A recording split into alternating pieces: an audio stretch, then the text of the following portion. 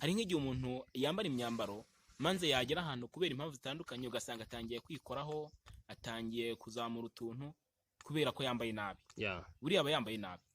Ariko abaririmbyi bacu baba mu byiciro. Hari abo bakiri kuri tere, hari n'abagiye mu buzima busanzwe, bagiye mu kazi ahantu hatandukanye, bivuze yuko uwo mubare ni uwaboneka kuri tere ubu ngubu. Rero integuza za Kristo navuga ko mu by'ukuri zavukiye Rukara, ariko mbere yuko zitwa integuza za Kristo hariho icyabanjije integuza. Icyo rero yari groupe ariko itaritwaga integuza, ariko yaje kuvamo integuza. Bivuze ko iyo groupe yavuye ahari ikavamo. Dukora ni kimwe, tukujyana mu gikari cyacu tukakuganiriza.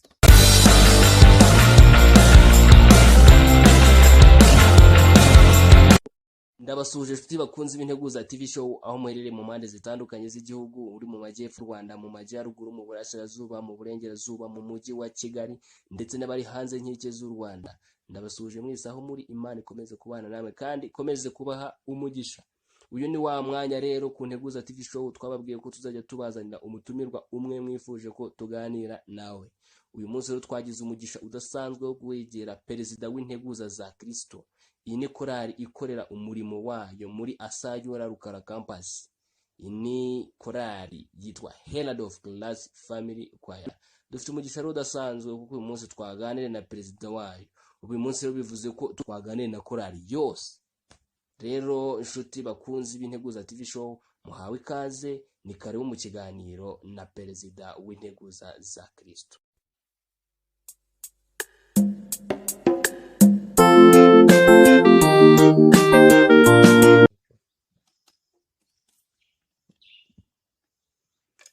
Yes. Ibyacu ntago bitinda inshuti bakunzi b'integuza TV show. Ino wa mwanya rero twabwiye ko turi buganire na perezida w'integuza za Kristo. Korali mwakunze muri benshi cyane, korali ikorera umurimo w'uburirimbyi muri kaminuza nkuru y'u Rwanda, ishami ryigisha uburezi. Perezida tubahaye karibu. Murakoze cyane. Ni ikaze rero ku Nteguza TV show, umunsi twifuje kuganira namwe. Yego ni byiza natwe twabyishimiye. Yes. Mbese ubundi umeze ute? Urumva umeze ute amasaha? Meze neza cyane. Okay, byiza cyane. Rero dushimishijwe no kugusanga ahangaha, ariko kugera aho byatugoye cyane. Bishoboke ko mugira akazi kenshi? Birumvikana. Akazi kabari kenshi. Alabo. Rero twishimiye kubana namwe muri uyu mwanya. Kandi dushimye neza ko ibyo byose muduha umwanya twaganira. Yego rwose nta kibazo. Duhora tugira urujijo nyine, korali integuza za Kristo mu ndimi z'amahanga ngo herald of Christ, bikatubera urujijo. Turi munsi twifuje rero kuza kumenya amateka ndetse n'imva n'imvano za korali integuza za Kristo. Mbese muri buze kudufasha mudusangize kuri amakuru y'ingenzi. Yego murakoze rwose kwishimira kuganira natwe kugira ngo mugire amakuru mumenya ajyanye na herald of Christ cyangwa se integuza za Kristo. Rero nkuko mubivuze, ndi perezida wa korali Herald of Christ Family. Yego. Yes. Muri make mwatangira mwibwira abadukurikiye bari kutureba mu mpande z'igihugu zitandukanye, abari mu majyepfo, mu majyaruguru, mu burasirazuba, mu burengerazuba ndetse no mu mujyi wa Kigali cyane cyane, ndetse tutibagiwe n'abakunzi bacu bahora badukurikirana umunsi ku wundi baba diaspora bari hanze y'igihugu. Mwatangira mubibwira. Yego murakoze. Nitwa Joel Tuyishimire, nk'abandi perezida wa korali integuza za Kristo cyangwa se Herald of Christ Choir, ndetse ukongeraho family. Yego, bivuze ko ari umuryango. Herald of Christ Family Choir. Yego, umuryango mugari w'integuza za Kristo. Yego rwose. Ubusanzwe se uri umunyarwanda? Yego, ndi umunyarwanda, niko kuri. Niko kuri, uri umunyarwanda kandi ukunda igihugu cyawe. Yego. Mu by'ukuri rero muri umwanya kubw'amahirwe twagize yo kuza kuganira namwe, ese ubundi mu busanzwe mukora iki? Wabashaka umunsi ku munsi yabasanga hehe? Yahasanga muri gukora iki? Murakoze. Ubusanzwe imirimo dukora uyu mwanya ndi umunyeshuri. Yego. bivuze ko niga muri kaminuza y'u Rwanda ishami ry'uburezi. Ariko mu busanzwe nkaba mbarizwa cyangwa mvuka mu ntara y'Amajyepfo mu karere ka Nyamagabe. Uyu musore muri kureba imbere yanyu kuri kamera z'Integuza TV show ni perezida w'Integuza za Kristo Family Choir, avuka mu ntara y'Amajyepfo. Rero tuguhaye ikaze. Murakoze. Ubu rero uraza wisanga ntaho hejwe, ndumva tuguhaye karibu. Murakoze. Ya rero murambabarira turaza gukoresha perezida. Nta kibazo. Turaza gukoresha perezida kuko ni post yawe. Ya ndumva ritaza kugutera ipfunwe. Nta kibazo rwose, murabyemere kubikoresha. Yes, murakoze cyane rero kuba muduhaye ubwo burenganzira. Ubundi muri make mbere yuko twimbika mu kiganiro twateguye uyu munsi kugirana namwe. Muri abakristo. Birumvikana nibe ndi umuyobozi wa korali, bivuze ko ndi umukristo. Uyu muntu rero by'umwihariko uretse no kwiga kaminuza ashobora kuba yaranayirangije, kuko urumva ni umuhanga ukomeye cyane. Kuba ari perezida wa korali runaka bivuze ko ari umukristo. Yego. Imyemerere yawe ubusanzwe ni iyi?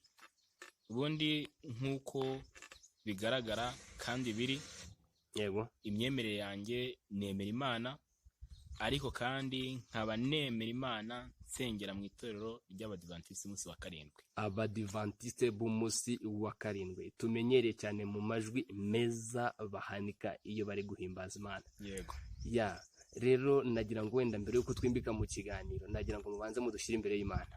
Yego rwose ni byiza cyane, reka twiragize Imana. Amen.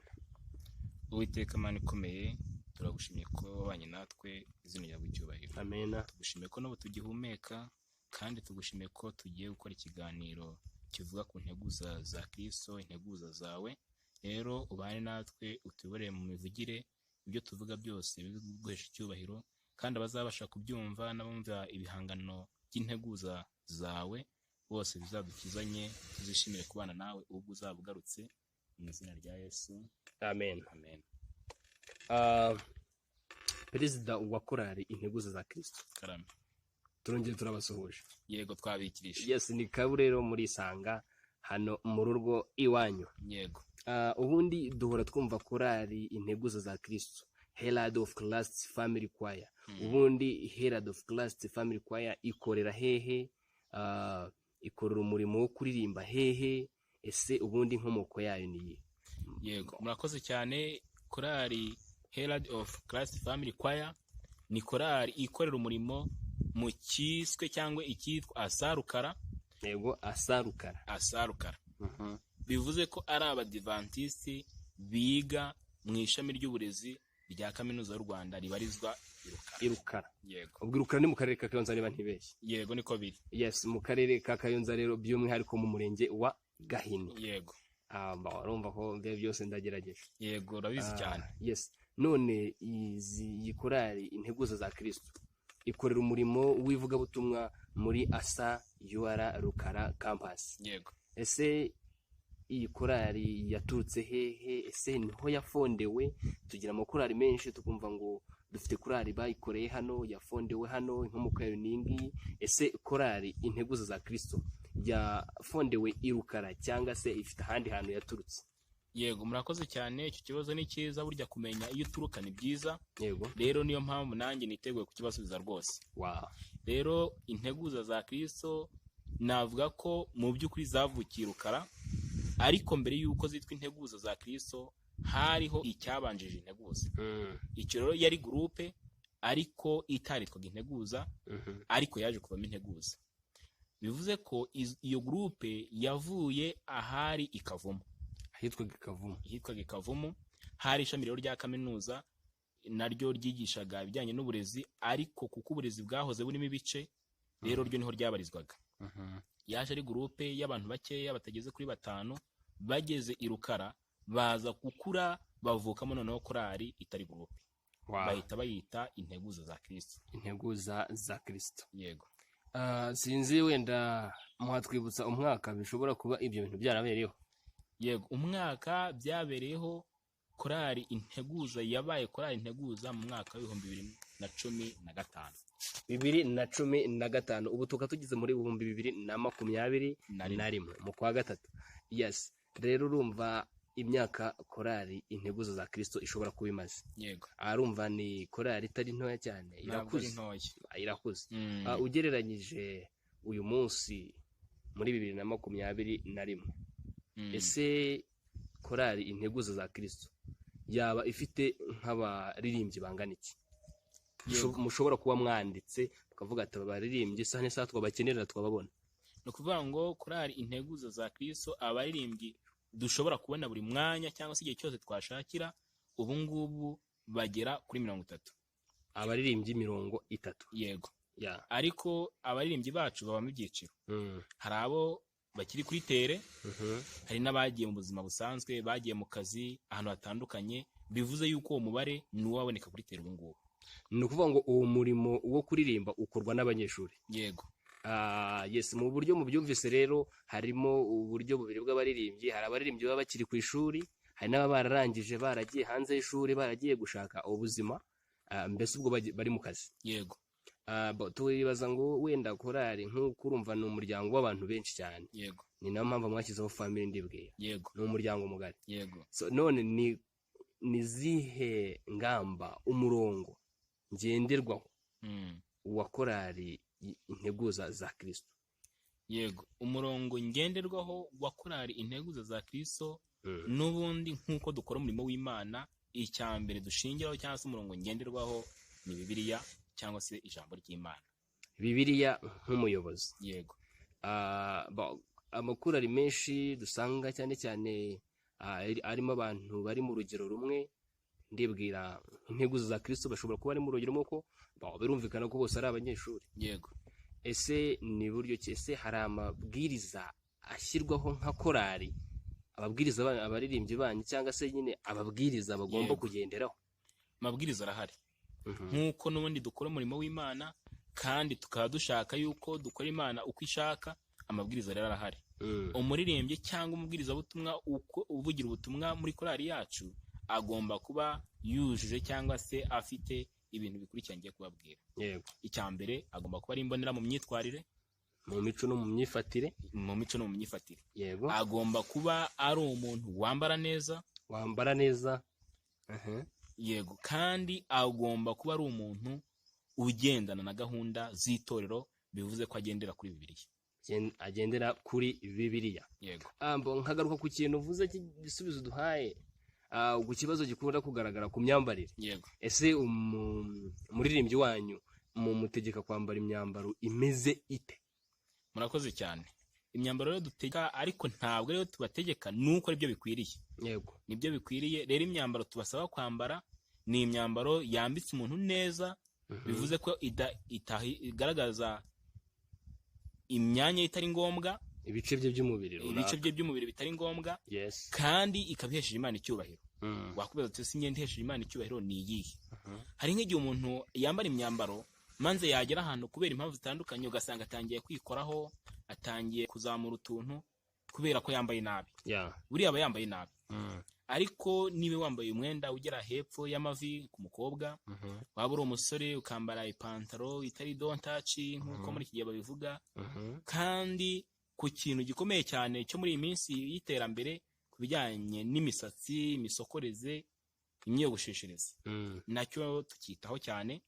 Bivuze yuko iyo wagerageje guhindura ibintu ku mutwe wawe cyangwa se ku mubiri wawe, bigaragara yuko bidakwiriye nk'uko biri bivuga, ntabwo tubyemera ko ufatanya natwe umurimo.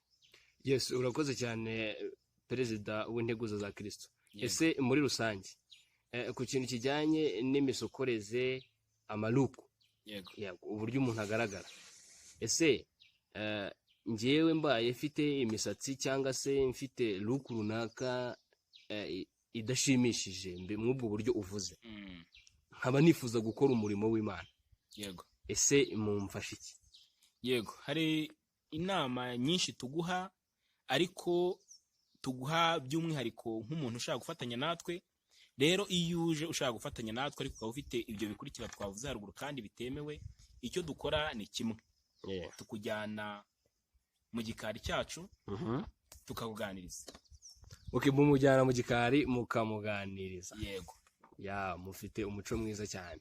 Hanyuma muri uko kumuganiriza tumubwira ibikwiriye kugira ngo noneho nabyemera agafatanya natwe cyangwa akishimira gufatanya natwe, ahinduke koko akore mu buryo bukwiriye kandi yambare neza, asokoze neza mu buryo nyine bubereye umuntu w'Imana. Yes, birumvikana rero abaririmbyi banyu ibyo byose bagendera ku murongo ukwiriye. Yego. Barakoze cyane rero, urumva ko ibyo byose hari n'ikintu nanjye amfashijeho. Namwe mukomeje kudutega amatwi ndetse no kutureba kuri kamera zanyu. Mu by'ukuri urumva ko atweretse uburyo ntabwo dukwiriye kwamagana abantu bari batameze neza. Reka tubivuge gutya. Ariko baza badusanga. Yes, baza badusanga. Atubwiye ikintu gikomeye cyane. Nifuzaga ko buri wese uri kudukurikirana yamenya ikintu cyo kubwira umuntu mu gikari. Yego. Yes, ukamujyana ukamwihererana, ukamwereka umurongo ngenderwaho. Yego. Yawemera akaza mugakomezanya, atawemera akigendera. Yes, nibyo urumva ko bakora umurimo nko Yesu Kristo yakoraga. Ntabwo yaje mu bantu bafite ibibazo gusa, ntiyaje no gukiza abazima. Yego. Ngo yaje gukiza abarwayi. Yes, rero ntabwo dukwiriye kwirukana baza batugana umuntu uko batameze gutya, ahubwo dukwiriye kugerageza kubahindura. Yego. Yes, urakoze cyane Perezida. Murakoze. Ikindi kibazo twari dufite cy'amatsiko, ese buriya uyu munsi twabonye ko korali integuza za Kristo imaze imyaka itari myinshi cyane ariko itari na mikenya. Yego. Umurimo wayo. Ese hari imizingo mwaba mwarashyize ahagaragara? Yego, birumvikana umurimo wagiye waguka, twatangiye ntayo dufite ariko twaje kwigeraho. Rero ni kubwiyo mpamvu kugeza ino saha dufite imizingo 2 y'amajwi, ndetse kandi turateganya no gukora n'indi myinshi ndetse n'amashusho kugira ngo n'abantu bakomeza kureba ubutumwa dutanga muri ibyo bihimbano bakomeze no kubona n'abantu babivuga cyangwa se babitambutsa babibonera amaso kuri televiziyo zabo cyangwa se mu buryo ubwo aribwo bwose bushoboka. Yes, uvuze ikintu gikomeye cyane, tumufite imizingo 2 iri hanze cyangwa se iri ahagaragara. Ese mu by'ukuri bamwe muri twe dukunda indirimbo za Herald of Class Family Choir, abandi bashobora guhita bahera bayikunda. Ese iyo mizingo dushobora kugenda tukayishakira he? Yego, iyo mizingo ahantu henshi irahari hatandukanye, ariko ahantu hamwe buri muntu wese yashobora kugira vuba akabasha kuyibona ni ku Nteguza TV show. Nkuko mwabivuze, hari imizingo yose iyo 2 irahari, ndetse n'amalyrics kugira ngo n'umuntu utumva neza abashe kureba amagambo yisomere. Yego. Bivuze yuko rero noneho n'uburyo bwarushijeho gukura, mbere yari amajwi gusa. Yes, Perezida urakoze cyane. Urumva ko ibihangano byabo byageze hanze mbese biri ku mugaragaro. Dufite amahirwe yo gukomeza kubikurikirana umunsi ku wundi tunyuze kuri chaîne yabo yitwa Integuza TV show. Perezida, mu by'ukuri ni iki cyangwa se ni ibihe bintu mwifuza musaba abakunzi banyu bahora bakurikirana umunsi ku munsi? Ibintu dusaba abakunzi bacu bahora badukurikirana umunsi ku munsi, kimwe n'ubundi ni ugukomeza gukurikirana ibihangano byacu biboneka kuri rwa rubuga twababwiye cyangwa channel. Kandi inkunga ikomeye cyane dukomeza kubasaba ni inkunga y'amasengesho. Inkunga ikomeye cyane bakunze b'Integuza za Kristo Family Choir ni inkunga y'amasengesho. Yego. Dukomeze rero kubasengera kandi tubashyira imbere y'Imana kuko badukorera umurimo ukomeye cyane. Perezida, Imana ikomeze kubaho. Amen. Perezida, tugana ku musozo. Yego. Nagira ngo mudufashe muduhe impamba mu byamwuka kuko rwose wambaye neza nk'umubwiriza, ku ruhande rumwe umuririmbyi ariko by'umwihariko n'umubwiriza. Yego. N'umubwiriza. Uretse kubwiriza ukoresheje indirimbo, ibyo byose wanatubwiriza ukoresheje ubundi buryo. Nagira ngo rero uduhe impamba mu byamwuka, hanyuma ugana ku musozo unadushyira imbere y'Imana, ushimira Imana ko ikiganiro kigenze neza. Yego, murakoze. Reka n'undi dusoze kureba amagambo y'Imana. Nkuko none twabivuze dutangira, dukunda kandi dukoresha twifashisha ijambo ry'Imana. Amen. Rero niyo mpamvu none mwanya tugiye kugira umutsima w'ubugingo mutoya tuvungura kugira ngo abazadukurikira bose bazabashe kubonaho kandi uzabafashe gukomera mu rugendo rugana mu ijuru. Rero reka turebe umutsima w'ubugingo uboneka mu gitabo cyitwa Matayo, kiboneka mu ijambo ry'Imana cyangwa muri Bibiliya. Rero turasoma ku gice cya 28 kandi turasoma ku murongo wa 19 no 20. Matayo 28 umurongo wa 19 ndetse n'uwa 20. Abantu mufite Bibiliya murambure dusome iryo jambo ry'Imana. Perezida yego rwose badufashe barebe kuko ari nabyo bihanditse. Amen rwose. Yego haranditse ngo nuko mugende muhindure abantu bo mu mahanga yose abigishwa. Mugende muhindure abantu mu mahanga bose abigishwa, mubabatiza mu izina rya Data wa twese n'Umwana n'Umwuka wera, mubigisha kwitondera ibyo nabategetse byose, kandi dore ndi kumwe namwe iminsi yose kugeza imperuka y'isi. Amen. Aya ni amagambo Yesu yabwiye intumwa ze ubwo yari ari kuzisezeraho, kandi natwe muri umwanya turi intumwa ze. Rero no magambo turayabwirwa kugira ngo natwe tujye mu mahanga yose duhindura abantu abigishwa kandi tubabwira kwitondera ibyo yasatubwiye. Amen. Rero namwe rwose mushake Imana, namwe izabashaka kandi izabaha gukomera mu rugendo rugana mu ijuru. Ni twese twemere kuba abigishwa b'Imana mu izina rya Yesu. Amen. Rero nkuko mwabinsabye ndumva turasoza dusenga. Amen rwose. Reka dusenge Imana. Nanone Uwiteka Imana ikomeye turagushimira ntabwo cyubahiro. Amen. Turizi ikiganiro twagize none gisoje amahoro twishimye. Turanone dukomeze kuturinda impande zitandukanye, kandi buri muntu wese ugerageza gukurikira ibihangano byacu ndetse n'ugerageza gusoma amagambo y'Imana mu buryo butandukanye, twese bitubere intandaro yo kuzajya mu bwami bwo mu ijuru mu izina rya Yesu.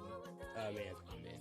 Yes, bakunzi b'Integuza TV show turabashimiye cyane ku mwanya tumaranye turi kuganira na perezida wa Herald of Class Family Choir. Iyi ni korali, ni umuryango mugari, ni korali by'umwihariko ikorera umurimo wayo muri kaminuza nkuru y'u Rwanda ishami ry'uburezi, iherereye mu karere ka Kayonza, murenge wa Gahini. Rero dushimiye umwanya wanyu ndetse no kudahwema kwanyu mudukurikirana umunsi ku munsi. Imana ikomereze ibampere umugisha.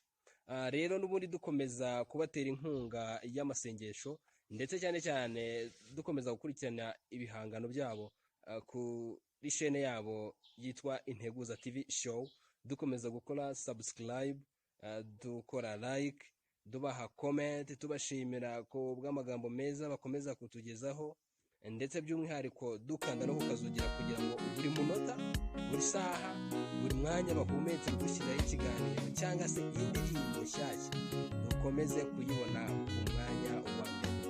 Rero ndabashimiye mwese, Imana ikomeze kubana namwe. Abafite intege nke mu mubiri, Imana irashoboye kandi irakiza. Dukomeze kubana. Birasaba kwizera, birasaba kurwana dushikama.